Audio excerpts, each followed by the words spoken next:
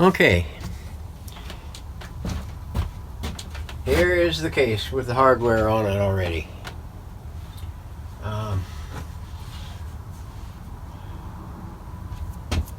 We sure had a time trying to find some adequate fasteners to hold this stuff on. I got the two-piece rivet here. It's got the threaded insert that goes in from the other side of the material.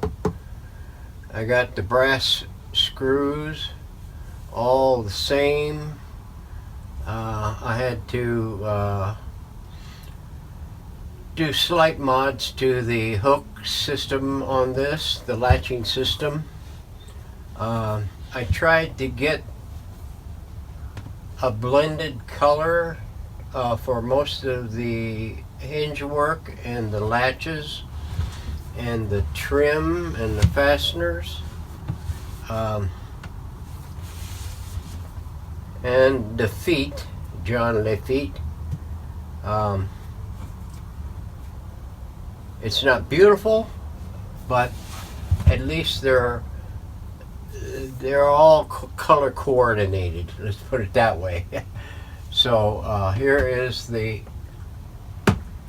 Now I've still yet to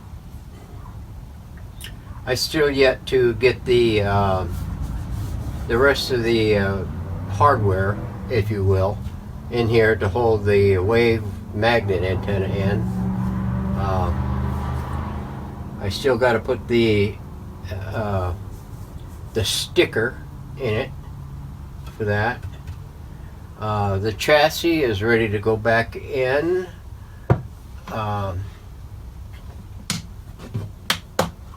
This is going to be a tight case, an open and closed case.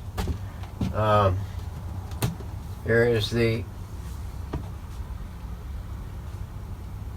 I still yet to put the chingadero in here for the operation instructions on it. I've got to put the rest of the hooshki in it so that it gets all closed up. So we're going to be doing that next. I'm waiting on some tubes. I've been playing musical tubes with the radios. I got a, like I say, I got a a Clipper radio, similar to this one. It's not like this, but similar to the original Clipper. From the weatherman in San Francisco. I've been having to play musical tubes with that because 4 of the tubes went bad after making the changes to the chassis, the caps. It might have been that they were weakening out. Some were pretty weak. A couple were pretty weak. They were below par, and consequently those 2 gave me a little tussle because I was chasing my tail thinking it was something else when all the time it was the tubes. And whenever I checked it out before doing the recap, it appeared that everything was on the level with those tubes. And I go to check them, and 4 of them are, 2 of them were, well, I fried one. I fried the filaments in one because I missed checking the voltage on the dang thing when I stuck it in the tube tester, and I cooked it. Okay, I had one, so that was one of mine to replace that. And then there was 3 others that I've got tubes coming. I've noticed on these particular model radios that if you if you have a weak tube, especially the LA6 or the LE3,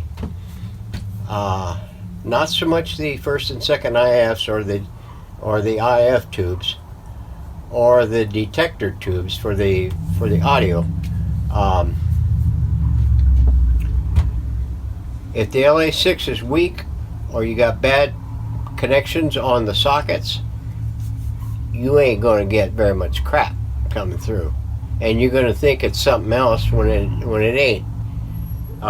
So I've got 2 LA6s coming, one a backup, an LA3 coming, that's going to be a backup, and 2 LN5s coming.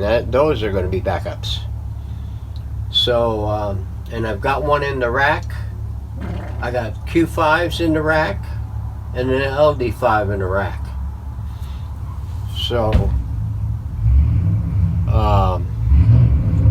if there's any more issues with tubes, I'll have a stockpile of them, because I'll tell you, the bomber chassis and the clipper chassis, they had me chasing my tail there for a while. I was chewing on my own tail there for a while on one of them. I can't remember. You have to go back to the videos and see which one was giving me a real issue. But I've noted that the crusty, crinkly wires, you gotta get rid of them. And check the tubes. If them are weak,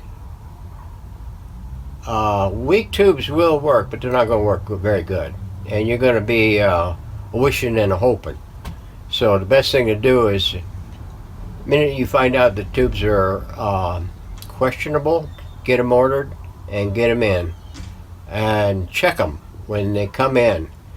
I had one come in from a place that I like getting my stuff from the West Coast, but there's not a great deal of sellers on the West Coast